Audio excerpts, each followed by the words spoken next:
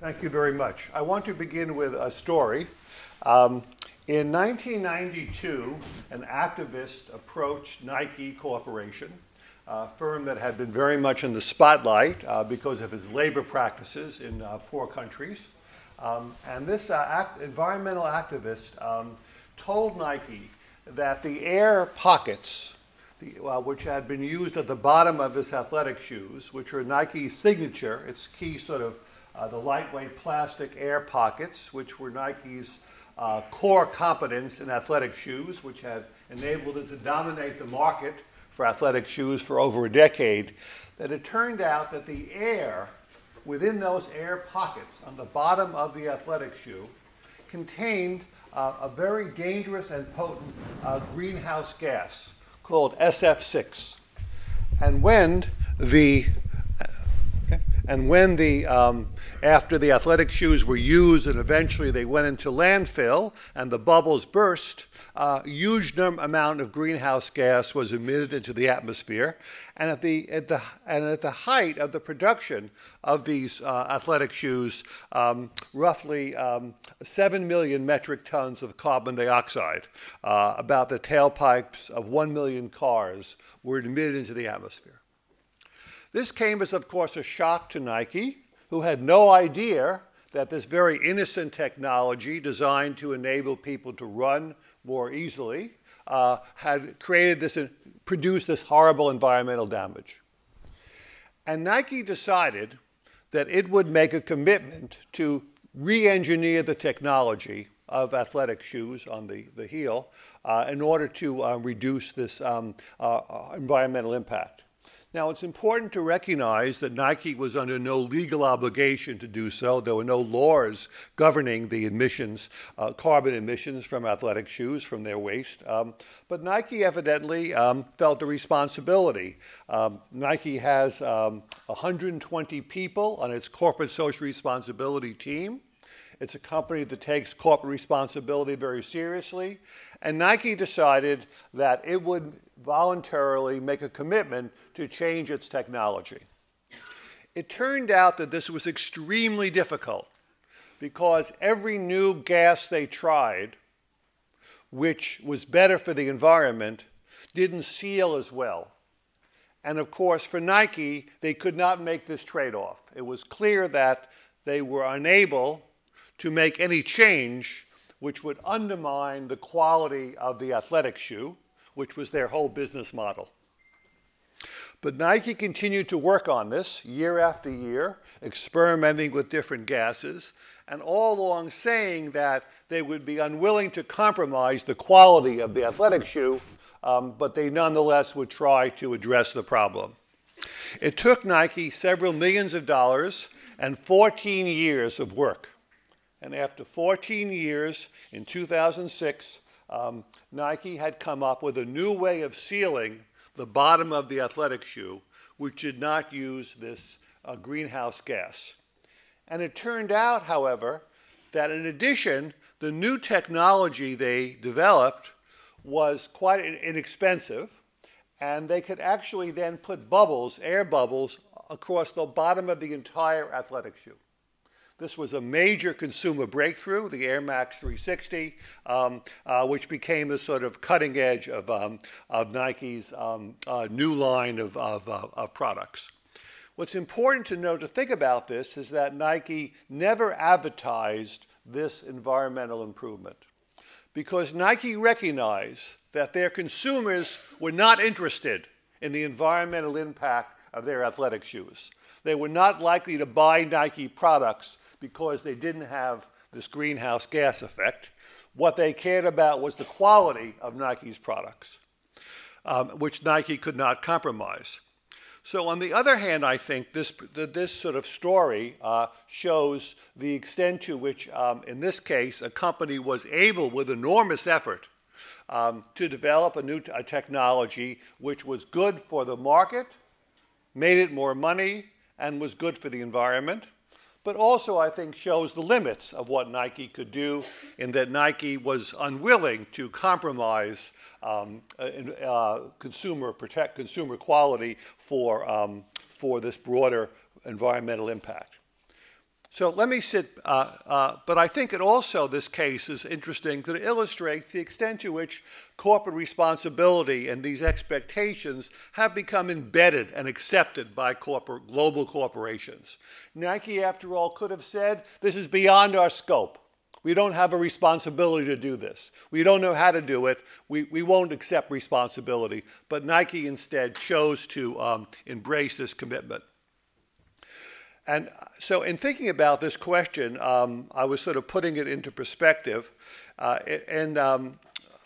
When I was writing my book on corporate responsibility, I did a Google search for mentions of corporate responsibility, and I came up in 2004 with 30,000 references on the Google search. I did the same search last week, and I came up with 58,100,000 searches on corporate responsibility in Google. When I first did my book in 2004, when I Googled on Amazon corporate responsibility, 600 books. Last week, 20,649 books were listed on global corporate responsibility. So this suggests to me a few things. One is that corporate responsibility is not a fad.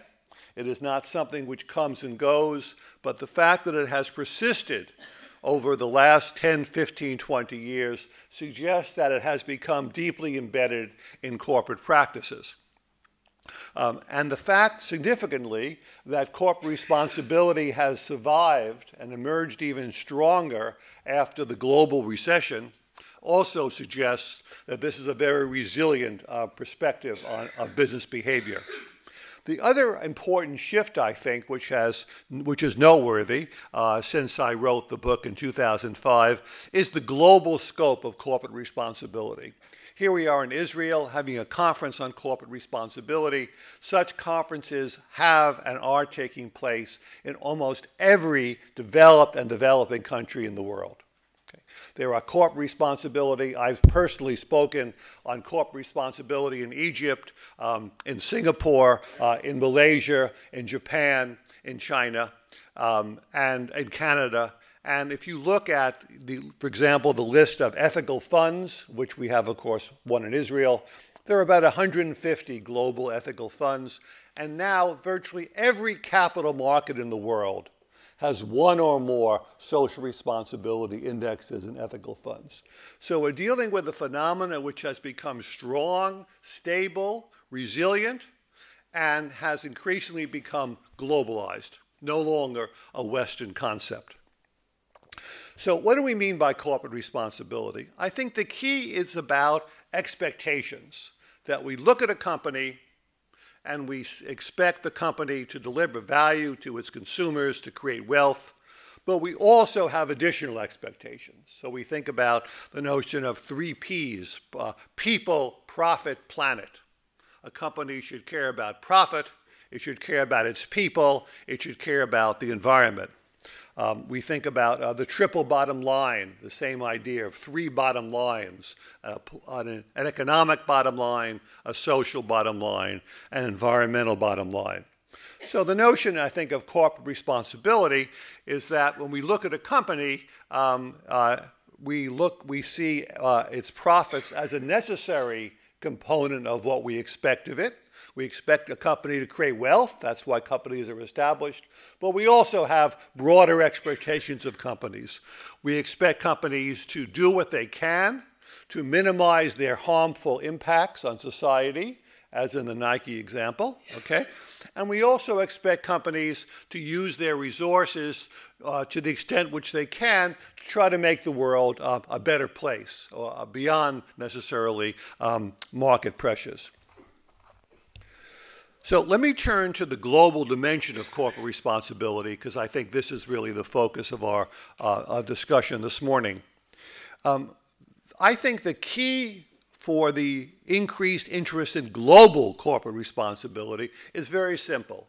It's a function of the fact that governments, acting alone or in cooperation, are not doing an adequate job in protecting our values.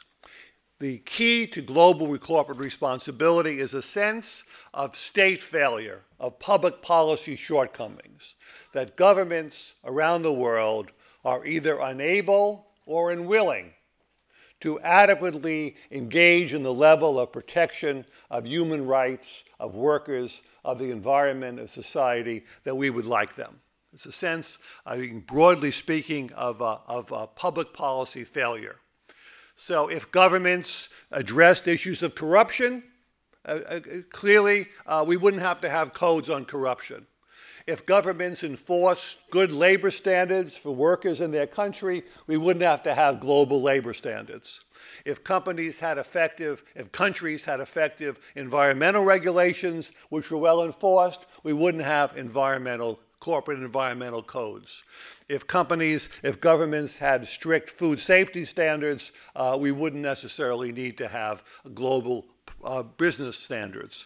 So at a fundamental level, it's the failures of governments, of individual governments and of global treaties to address issues which I think underlies these perspectives. So if you turn to the Nike example, okay, the U.S. government could have had a regulation on greenhouse gas emissions, but it didn't. And therefore, Nike had to step up and do it voluntarily. Had this been legally required, we wouldn't have had to worry about Nike's corporate responsibility. So when we think about the global perspective, I think what is most striking about global corporate responsibility is the increase in the number of corporate codes of conduct which govern global products. And if you just think about in the world around us, the level of these productions is extraordinary. The level of codes which we have governing various products. We have codes for diamonds, rugs, project finance, chemicals, coffee, chocolate, seafood, palm oil, clothing, tourism, toys, wood, paper. It's hard to think of almost any global product for which we do not have developed some industry code of conduct. And we have hundreds of such codes where basically groups of companies get together in an industry and they voluntarily agree to adopt various standards regarding food or tourism, labor, environment. They develop standards, they develop a code, and they seek to engage each other to enforce it. These are voluntary codes. They're not legally backed, but they express a commitment on the part of companies to address these issues. So, for example, Nike has joined various codes governing labor practices. And basically, these companies all agree to adopt various standards regarding labor practices. This is a very important phenomenon. And it means that when we think about how companies are governed, how they're regulated, we have government regulation, and now we have private regulation, non-state regulation, voluntary regulation. And we have a whole new regulatory structure which has emerged through the marketplace, which affects global economic transactions. And a good portion of this also is about certifying products. Most of you are probably aware of fair trade, which is probably the most well-known global brand.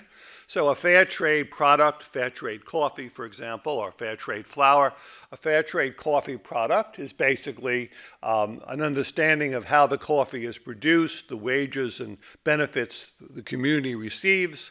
It's transmitted through the marketplace, and when you purchase a fair trade coffee, it's certified fair trade, which means that you in principle can be assured that coffee has been produced according to various standards. And we actually have about 20 different coffee standards. We have fair trade coffee. We have organic coffee. We have coffee governing leaf coffee, shade leaf coffee. And if you look at wood, we have wood product standards. We have standards regarding fisheries. We have labels regarding tourism, where a company certifies that it is following various practices regarding environmental impact on tourism. Roughly a third of all the world's forests have been certified by various voluntary forest organizations. 16% of the world's coffee is certified. 17% of the fish caught in the world is subject to some kind of certification. So this is a very important global phenomenon. And if you are a firm enacting in the global economy, you will find yourselves engaged with, pressured to address the fact that if you make products or consume products or produce products or market products which have this global supply chain, you will find yourselves subject to these codes. So they're a way, essentially, these certifications are a way of linking consumers in the West, largely, to production in poorer countries.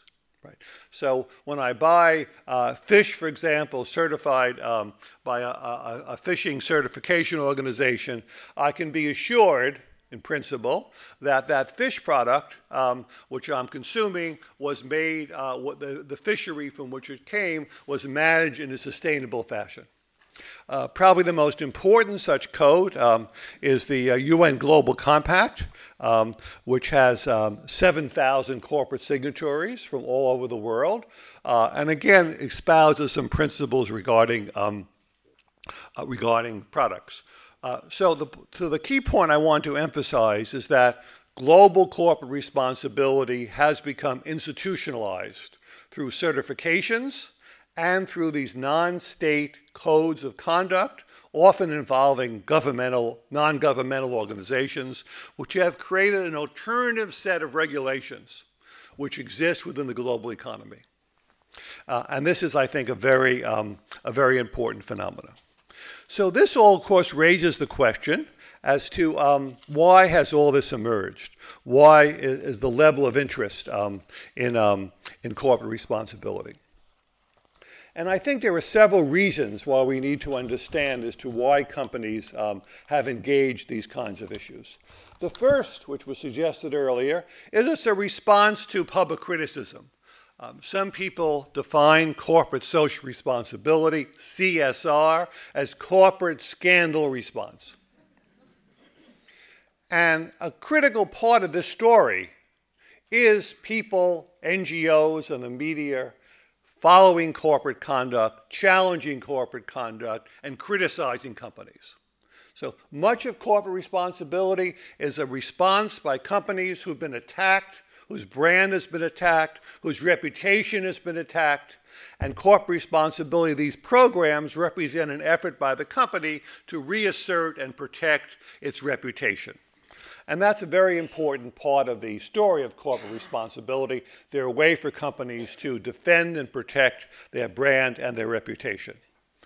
It's also important, I think, to recognize that corporate responsibility in some ways has become a norm, in which when one company in an industry adopts a set of business strategies of corporate responsibility policies, there are other firms look around and say, well, we may not want to be the most responsible company, but we don't want to be seen as the least responsible company.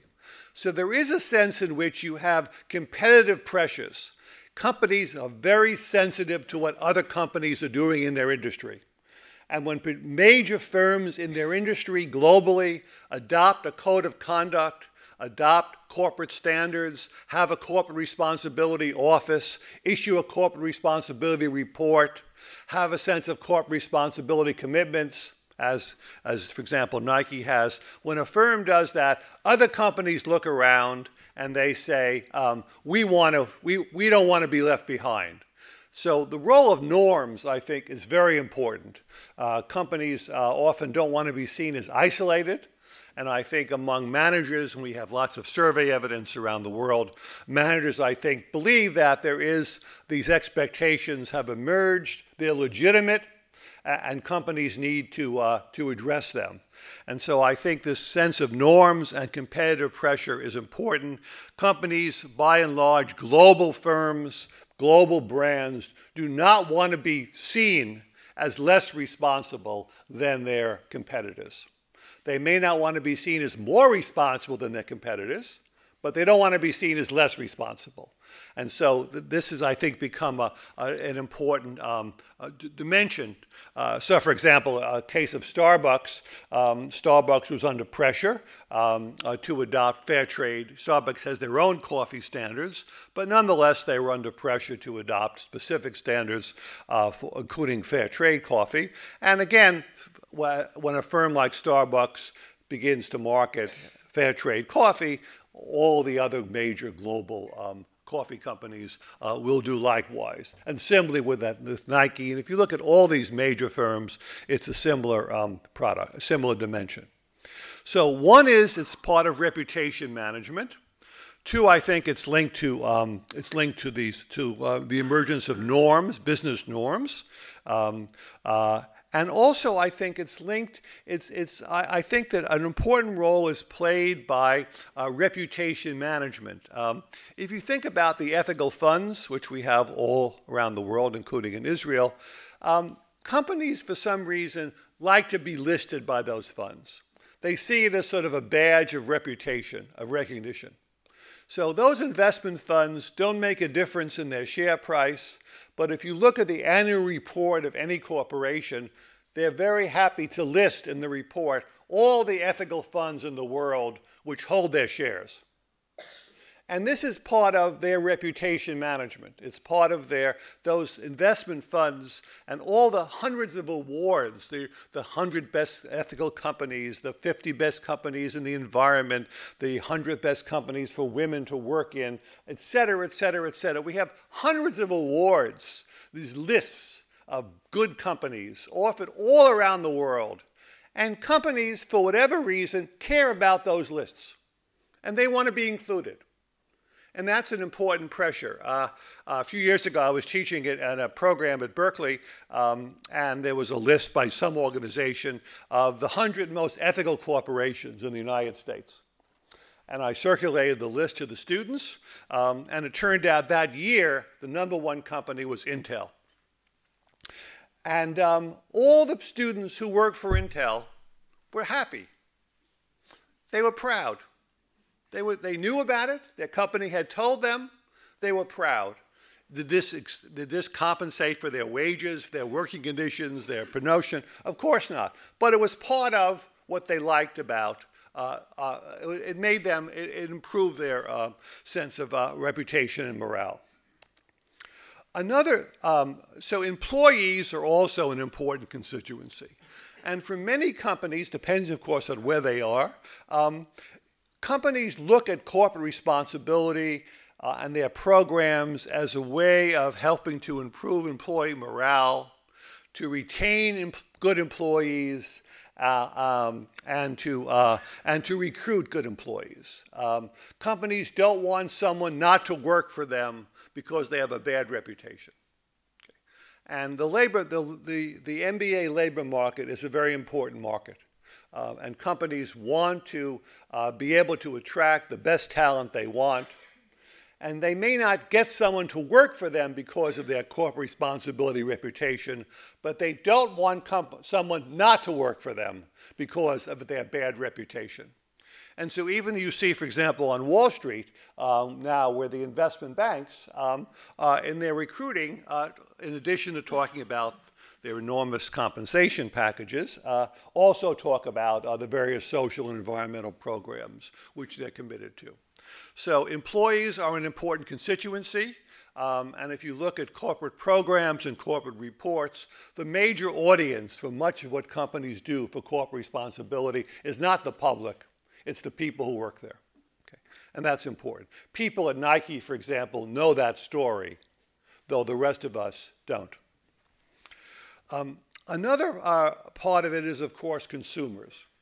Now, here the evidence is very mixed. Most of us buy and consume goods and services all the time. We care about price, we care about quality, we care about convenience. We really don't have the time and energy to worry about corporate social responsibility, for the most part. We might boycott the product of a particular company we've heard very bad things about. We might, on balance, a little bit buy the product of a company we've heard some good things about. But on the whole, it's not a critical portion of our lifestyle. So I could just ask you, so how many of you have purchased the product of a company because of something you knew about its social or environmental performance? Okay, so a few, okay, but it's probably a small portion of the things that you buy, okay? How many of you have said, this company, this product is very irresponsible, even though it offers the best price and quality, I'm not going to buy it? How many of you have done that? Okay, again, a few, okay? So there is a niche there. It's not a dominant niche, but it exists, okay? And for companies who have brands, global brands like Nike, every little bit counts. Those brands are very risk adverse. They're very sensitive to adverse publicity. And even though Nike, in my example, might not have known how many, if that got out, that Nike didn't care about greenhouse gas emissions, how many people would not buy Nike, they don't quite know, but they don't want to take a risk, right? Companies are very risk adverse. And there are, of course, brands. Some people might buy green products for various reasons. And there are, companies like Patagonia, Seventh Generation, Ben & Jerry's. There are certainly companies in the world, Unilever, which have tried to emphasize their corporate responsibility. That's not typical. That's not common. But there is a sense in which I think some consumers care about these issues. Not all, but some. And those concerns are relevant to a firm which markets to consumers, particularly when you have many choices. The final point I want to mention about the pressures for corporate responsibility, which I think is particularly relevant in Israel, has to do with business-to-business pressures. The real pressures on corporate responsibility don't come from investors, they don't come from employees, they don't come from consumers, they come from other companies. They come from Western companies which are demanding various social and environmental standards for their suppliers. And this is very, very important. This business-to-business pressure is very, very critical. I was just at a conference at Berkeley a few weeks ago. Someone from Procter & Gamble, which is a major supplier to many, many other companies. And he said, basically, these companies are under pressure. They want to be seen as responsible. And the new cutting edge of corporate responsibility is not what you do, but what your suppliers do, how your suppliers behave. How Walmart's 100,000 suppliers, their environmental and consumer and labor practices. And so he said, we're now, when we go to for a company to offer to supply something to them, they want to see our list. They want to know how well we're doing. There was recently an article, a fascinating story in the Financial Times, that luxury brands have embraced corporate responsibility. And they have decided that they are going to market their luxury products and source them in ways which are responsible. And therefore, of course, the pressure is on their suppliers to respond if they wish to retain their businesses. So I think that that is another very important dimension of corporate responsibility. So what have we? What has all this accomplished? The answer, I think, is very mixed. If you look at the issues of corruption, the progress, we've made a little progress, but it's very slow. Corruption is really going to be determined by what governments do, not so much what corporations do. It's difficult for a company to resist using corrupt payments if they can gain and business benefits for that. The evidence, I think there's been slow progress on corruption, but it's been slow. It's been rough going, and I think it really will require governments to crack, as the Chinese government is beginning to do, to crack down on corruption for companies to act more responsibly. If you look at labor standards, it's a very mixed picture. On one hand, companies do care about the labor treatment in developing countries. Look how quickly the CEO of Apple ran to China with all the debates at Foxconn and all the abuses there. But on the other hand, think of the fire at Bangladesh and all those all the workers who burned to death. And most of those contractors had codes, but obviously they were simply not enforced at all. So labor, I think, is a hard issue. There's been areas of progress. I think companies like Nike have made a serious effort. But market pressures for clothing remain very important. It's a very competitive business. It's very price sensitive. And the pressures on developing country suppliers to produce products cheaply and quickly is overwhelming. So, the life cycles of products have speeded up dramatically. So when the Gap, for example, decides that there's a big demand for small yellow T-shirts, all of a sudden they turn to their suppliers in developing countries and they want those small yellow T-shirts delivered very, very quickly before the public decides that they want medium red T-shirts the next week. And that puts enormous pressure on those developing country producers to get those workers, including having to work overtime and pressure them to deal with those issues. I think there's been progress on child labor, but our other working conditions, I think, remain pretty grim. That's a lot of effort, but mixed results. The area where I think there's been the most progress, and which I think is the most exciting current part of corporate responsibility, is environment. And in many ways, environment has become the dominant dimension of corporate responsibility in the last few years, and in some ways has saved corporate responsibility and given it a sort of a stability which it didn't have. And the advantage of environment for companies is that there are many opportunities in which companies can reduce their harmful environmental impact and also save money. That's not true for labor. It's not true for human rights. It's not true for corruption. There are often costs. But what's exciting about environment is that often companies can reduce their negative environmental impact and save money. So the whole concept of eco-efficiency, we use less energy, we produce less waste, we use less greenhouse gases, et cetera, and we can both reduce our costs and improve the environment. So you've seen, for example, on climate change, lots of progress where companies increasingly monitor and measure their climate change impact, their carbon footprint.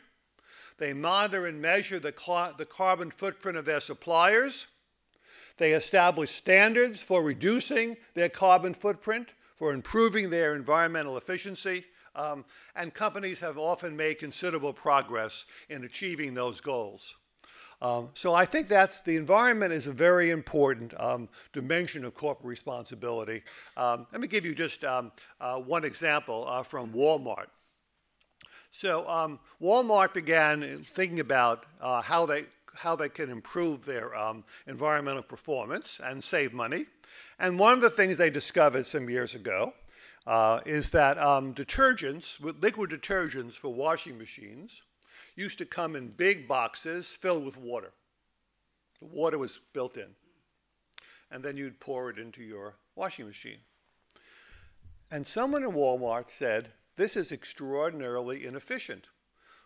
Transporting the water, having these big plastic boxes, it takes energy to transport it, it takes shelf space. Why not have concentrated liquid detergent?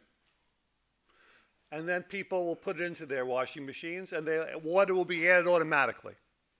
Now, this might seem sort of obvious to us now because that's become the norm, but it was not obvious at the beginning.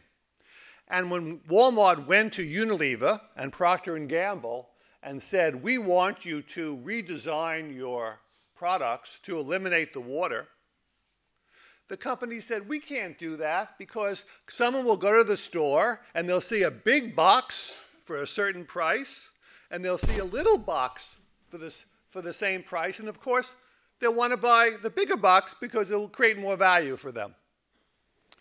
It's interesting, when I was in Egypt, Procter & Gamble wanted to enact this in Egypt, and they were so worried about Egyptian consumers that they asked the Egyptian government to require concentrated detergent, because otherwise they were afraid they would lose market share.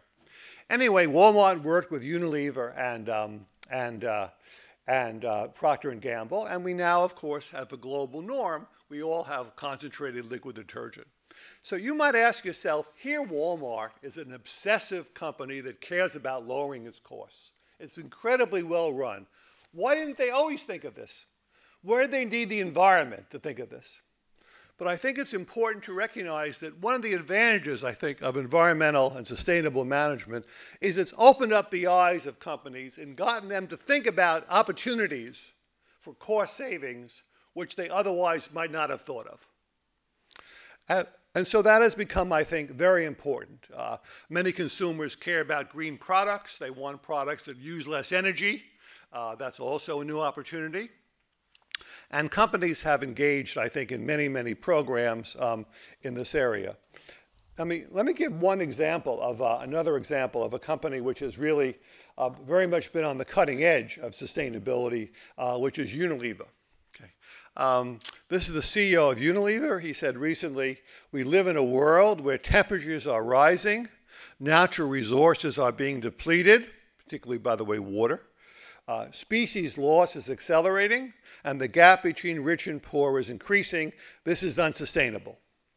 And Unilever has embarked on a set of programs and policies which are designed to have 60 targets, including sourcing 75% of its paper and packaging, which is certified sustainable, and a variety of other, long list of environmental standards. Now, one of the things that Unilever, so to give another example, so Unilever has embarked on this big global hand washing campaign. And a big source of infectious diseases in many poor countries is people don't wash their hands, or they don't, of course, wash them with soap. So Unilever has embarked on this big campaign to encourage people to wash their hands, and of course, to wash their hands in soap, which Unilever will sell to them. Okay? And this has become a very active program. And this is an interesting example where you improve people's public health and you also create a market opportunity. So there are many other examples of this which one can think of where companies have figured out strategies where they can accomplish both objectives. It's also, by the way, important to note that when companies look at their carbon footprint, their global environmental impact, most of the environmental impact of companies is in the way people consume the products, the energy people use. So Levi's, for example, has done a big program about its environmental footprint, and they discovered the biggest environmental impact of jeans is the energy people spend washing them. Okay. And so they've embarked on a campaign to encourage people to use cold water to wash them, maybe to wash them less frequently. Now, the business benefits are not so obvious, right? It's unclear how Levi's benefits from that. But I think it does suggest that when companies think about corporate responsibility, they increasingly think about the whole value chain, from how the products are supplied, how they're transported, how they're produced, and ultimately how they're consumed. Now, changing consumer behavior is very hard and often not very profitable. And I think that's a real challenge for companies. Let me say in conclusion, one question we could ask is, are companies becoming more responsible? And the answer is, it's hard to say. We can find examples of firms that have become more responsible. And we can also find many examples of firms that have become less responsible. The behavior of American and British banks during the financial crisis certainly suggests that these companies have, on many dimensions, lack a level of responsibility. I think that when you look at companies, their record is uneven. Companies are like people. Most of us have various aspects of our lives which we act very responsibly, and other aspects of our lives which we might act somewhat less responsibly. You know, we might be nice to our children but mean to our dog, for example, etc. So that I think companies are very much like this. I think that companies, the same company, can do some things well and some things poorly. I think we have examples of progress and also examples of many shortcomings. It's a very mixed picture. The notion that corporate responsibility will transform business and save the world is very naive, but as well the notion that corporate responsibility is just window dressing and has no impact is also, I think, very misinformed. At the end of the day, I think what is needed is not only corporate responsibility, but government responsibility. And I think the long-term future is hopefully a world in which governments and corporations are able to cooperate on addressing global issues. Companies cannot address these issues on their own. Governments cannot often address issues on their own. And I think much of the new frontier of corporate responsibility is the way in which governments around the world are trying to encourage corporate responsibility and link their own regulatory policies to the voluntary efforts on the part of companies. And I think that's the long-term future of creating a better world. Thank you. Please. Hi. You said that it would be better that governments would enforce by law the corporate responsibility, but it seems counterintuitive. It's better that it comes from the companies themselves because they feel that it's good for their shareholders, etc., than being enforced by governments. But many good policies we might want companies to do are not good for their shareholders. I mean, there's a tension. Let me give you an example. One of the big improvements in air quality in most countries, including in Israel, is the reduction in lead of petrol. Okay. And lead emissions from cars are a major source of health hazards. Lead was first phased out in the United States, phased out in Europe, phased out in Israel. The market couldn't have done that. It's simply impossible. There's no personal benefit from me from buying paying more for unleaded gasoline. Government required that. So there are many challenges in which the market simply can't do it, and you need regulation. Yes. I would be happy to hear your opinion on a kind of trend that it's in the past CSR was a kind of the goodwill and the beyond law what the company is doing, and lately the trend of shared value. They said true CSR is when you really involve your product and do something for social, and then when we presented this concept, the audiences usually say, but this is your business, you are now doing more profit, you are doing, so it's confused me because what is your opinion on this shared value attitude? Well, I don't think there's anything wrong with a company doing something which makes the world a better place and also improves their business, as the Nike example indicates, right? It did both, right? But I do think that there are examples of shared value, but there are many cases in which there is not shared value. I think the shared value concept exaggerates the extent to which companies can be more profitable and more responsible. I think there are times when there can be shared value, as the Walmart and Nike examples, but there are other times when there's a conflict and in which the values are different, they're not shared. So I find that concept a little naive. Yes?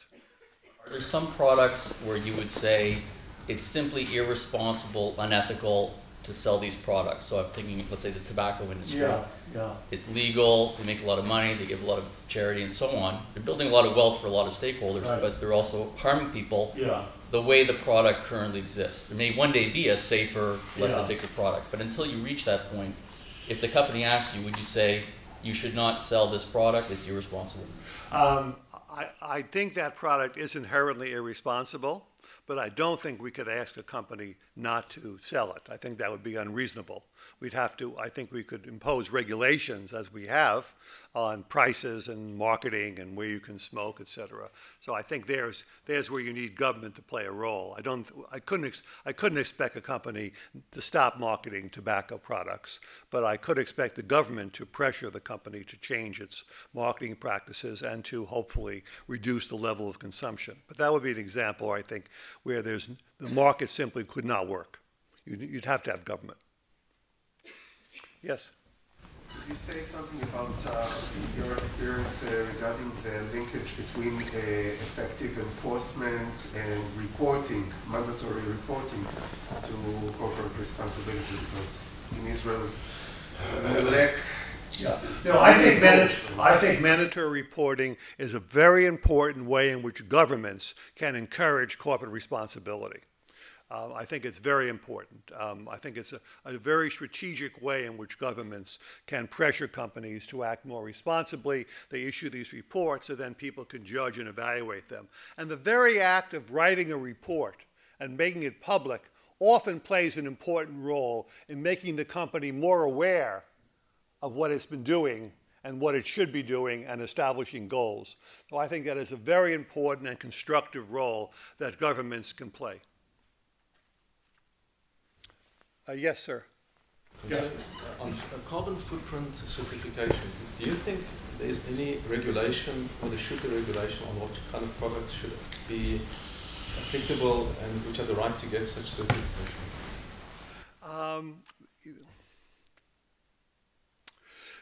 There is some regulation on marketing in some countries. Enforcement would be difficult, because you'll be enforcing in another country, and the legal scope of governments doesn't go beyond their borders. So I think it'd be very hard to enforce it. So let's say you had fair trade coffee, and someone in Colombia misused the labeled it fair trade, but they didn't follow the practices. So who would sue them? Would the government of Israel sue the government of Colombia? That's pretty tricky. How would that work? These are globally traded products.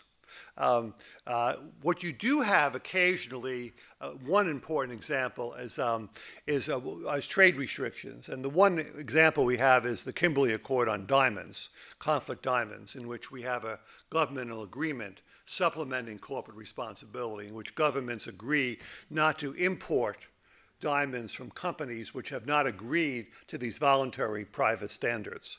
And that's a way in which you have public enforcement. But otherwise, I think, without treaties, it'd be very, very difficult to do. More specifically on certain products, for example, if you have a juice as opposed to a juice concentrate, the juice would be obviously giving more carbon footprint than a juice concentrate. Yeah, so. I think something like that is easier for a government to do because it's a direct consumer. But when you're doing with tracing a global supply chain, it becomes much trickier. I think that's hard to do. Yes, the woman in the back, yes. Hi. We know that one of the reasons, maybe the first reason that people in the States give donation is because of tax refunds. Yes. Do you think this is something that can promote Israeli companies? Because here it's kind of less developed, this entire issue. And maybe it can promote that and encourage them to contribute more. Yeah, I mean, corporate tax breaks on philanthropy are important. I think they play a useful role. There's obviously a trade-off in terms of government revenue, but I do think corporate philanthropy is something we want companies to encourage. A lot of those programs can play a very useful role. They're an important supplement to corporate responsibility, and I do think on the whole they're quite useful. I think that many corporate foundations have done and charitable gifts have been very important, often in supplementing public funds for health, education, child care, community development, and yeah, I think they can play a very useful role. So I'd be supportive of them. Yes. Hello, thank you for this wonderful talk. I want to ask, first I just want to confess, I have two separate, independent but related research projects, one on environmental disclosure in Israeli CSR reports, and a second one on environmental NGO approaching global corporations. And I wonder, one of your last comments that governments should step in and promote CSR, could you assess the role of environmental NGO in between the future, hopefully the prospective future, and our current state of affair, which is... Yeah, no, I think NGOs and environmental NGOs are very important. They play a role in lobbying governments, and they play a role in lobbying corporations. I think they have a very important role to play. In the Nike example I gave, it was an NGO that brought those issues to Nike's attention. I think they help keep corporations on their toes. We have many examples of cooperation between companies and NGOs working together, learning from each other. I think they have a very important role to play both in affecting government regulation and also in affecting corporations. And I think one of the exciting changes in corporate responsibility, which I had not mentioned, is the extent to which you have NGOs not only attacking corporations, so the naming and shaming companies, but also cooperating with them. Nike, for example, also, and Walmart have very cooperative relationships with NGOs and to help them assess their policies and improve their environmental performance. I think they have a very important role to play in keeping companies on their toes. Yes, sir. Before 20 years about Ben & Jerry's decided that the gap between the general manager and the cleaner would be, I remember, 1:7. Right. If there are any recent research about it. Also, I want to connect it to the fact that many developed like countries like the United States, Israel, and England, they have the minimum wage salary. And on the other end, you have state workers that their salaries are much higher than most of the people in their own country. This is something very weird in my eyes. Yeah, Ben & Jerry's actually abandoned that system when they needed to hire a good financial officer. And Ben & Jerry's, of course, is now part of Unilever. They're no longer independent. I think the compensation issue is something which is very important, and I think it has not been addressed at all in corporate responsibility. You know, you do have criticisms of the gap. You do have challenges about executive compensation, but it has not become a big priority of corporate responsibility activists. I think it should be, but it has not. And this gap is increasing all around the world. I think this inequality gap is a very serious problem. And it's a big, important source of increased inequality in Europe, the United States, Israel. It's not been much addressed by corporate responsibility advocates, and it may be very, very hard for them to address. I think companies would be terrified about reducing their compensation for their senior managers out of fear that some good person would get hired by a competitor. I think it's hard. It's hard for companies to address that voluntarily. Some companies, you know, have engaged in profit-sharing programs. Many of the high-tech companies where people are, including Unilever, where people are rewarded through stock as well as through salary, and so that gives them a stake in the company's shareholder performance. I think that's a very important and useful thing to do. But it doesn't, it only partially addresses the gap between the top and the bottom. Yes? The personal accountability of corporate CEOs or chairs, are there any legal trends that are going on in terms of government policies toward them? It's been proven hard. It's often hard to get, you know, criminal prosecution for individual executives because you have to prove that they were personally engaged. It's much easier to sue the company and have the shareholders pay, even though they're innocent, actually. I think there has been a slight trend in the number of corporate executives who been subject to criminal prosecution. There are many people who think that business performance would be much better if more CEOs went to prison. I think that's probably the case, but it seems to be hard to get convictions of them. Because of the whole veil of the company, it's hard to, show that they personally were engaged. Yes? Could you elaborate a little bit about the factors that affect the CSR translation into various cultural contexts? I think that corporate responsibility through global corporations has become increasingly globalized. We're all part of the same global economy. We consume many of the same products. We have similar lifestyles. I think those cultural differences are diminishing quite dramatically. And I think that global firms and global products are increasingly subject to very similar standards. I mean, we all buy coffee, right? And then we have various standards regarding coffee production. We all consume fish. We all consume wood products. We all engage in tourism. We all consume, et cetera, et cetera.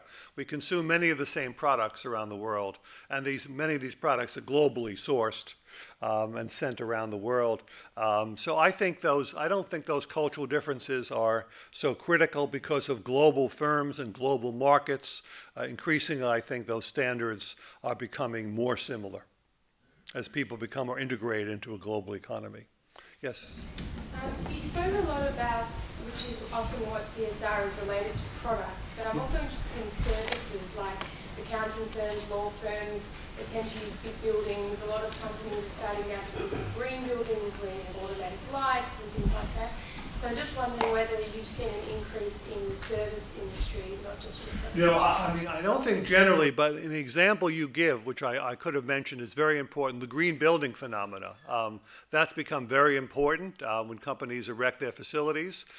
We have various national codes, voluntary codes, regarding green building practices and certification of buildings.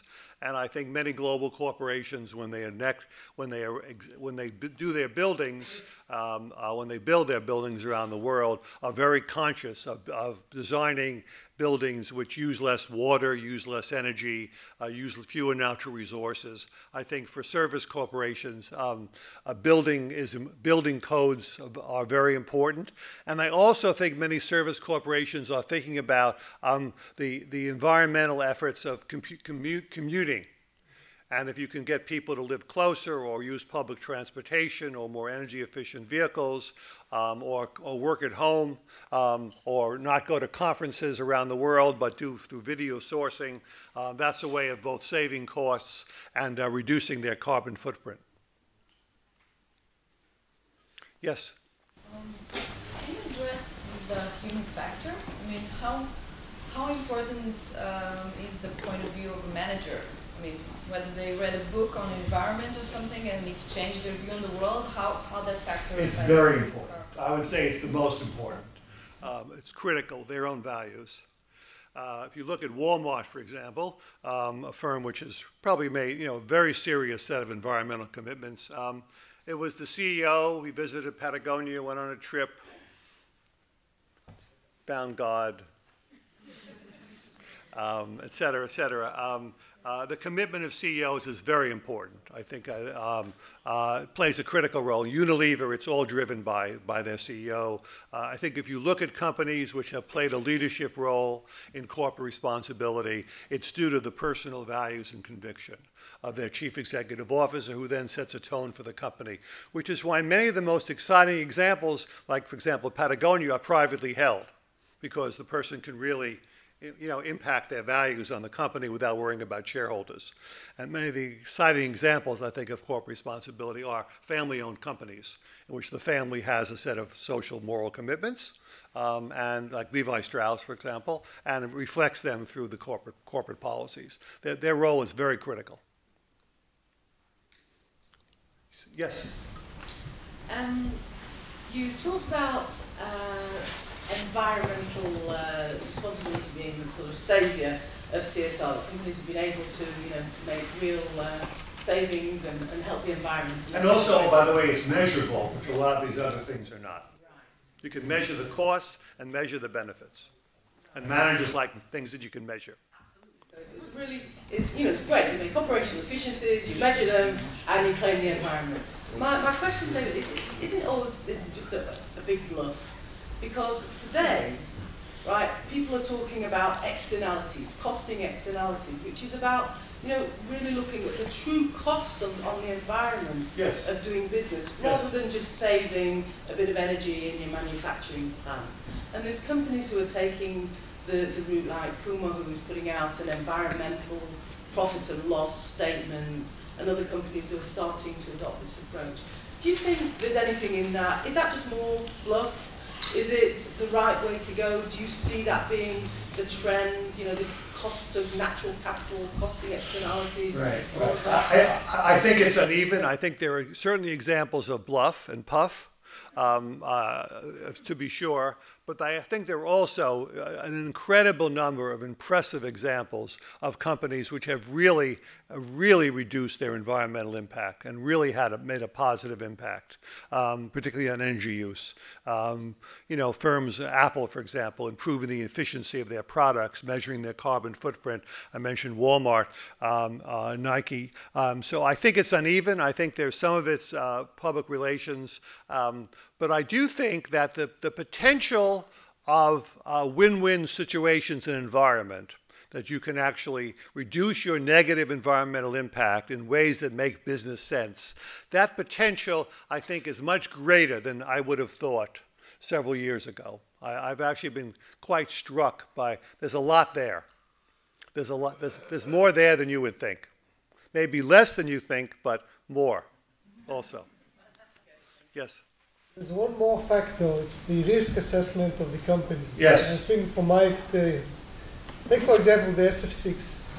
If a company finds out that they have SF6, which have a big impact on the environment, they may expect that in the next year there is going to be a regulation or a factor that will increase the price of the SF6.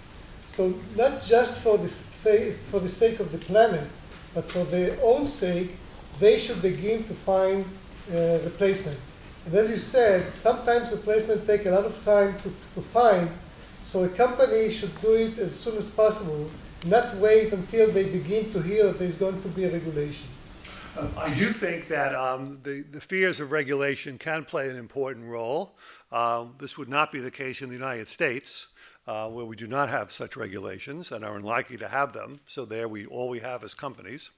But there are certainly countries in the world in which we do have regulations, and therefore I think anticipating those regulations can play a very important role. Yes, I think it depends on the country, but there are times when that can be an important driver of corporate initiatives. Yes? Cases where the CSR policy of a company has actually been challenged by the owners, the stockholders of the company? Never. No, there's actually no such example. Basically, managers can rationalize anything as in their long-term interest. Shareholders are pretty indifferent. As long as the company's making money, they're pretty indifferent to what the other things it's doing. Nike shareholders, for example, the example I gave, they didn't know, they didn't care, they're indifferent. They want to see how many shoes Nike's selling, end of story. Right. So no, there's been no backlash. I'm aware, I shouldn't say no, there's virtually none. There was some brief period where there was, in the United States, where one company was, the market was worried that their wages were too high and they were offering too many benefits, so they tried to pressure the company, and the company did or did not respond actually. But no, I don't think the financial markets are a constraint. A lot of activists want to use the financial markets like to get companies to act more responsibly. I think that's hard to do, to worry about their carbon footprint, to worry about greenhouse gas regulations, et cetera. There's a big movement by activist investors to try to say to shareholders, say to the companies, it's in your financial interest to worry about these issues. Not so obvious. Not necessarily in their financial. The oil companies are doing fine, or were doing fine until the price of oil went down, but there's nothing to do with CSR or the climate. No, I don't think that managers face a backlash at all from shareholders. Essentially because you can just say it's good for reputation, it's a long-term business interest, it improves employee morale, it's good risk policy. Who knows? Yeah.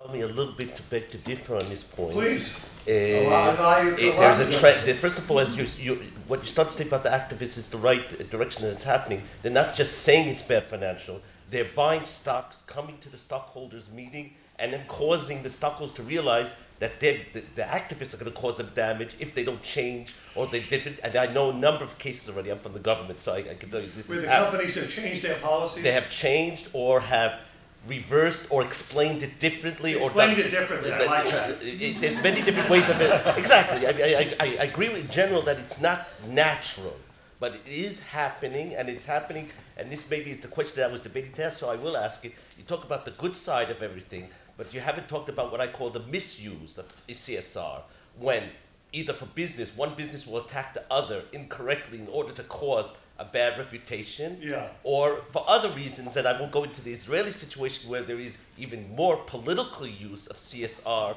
to attack, and this is where we know the cases that it's gotten to the stockholders. So there is, while there's many good and it's needed, there is a trend, a strong trend, which brings to what I call disbelief by the business to trust the CSR as a serious thing that they can work with, because a lot of time it boomerangs on them. Yeah, no, I think that's right. I agree with you. I think it can have a very negative impact. I think there can be a lot of cynicism and mistrust of what companies are doing. I think it can be misused.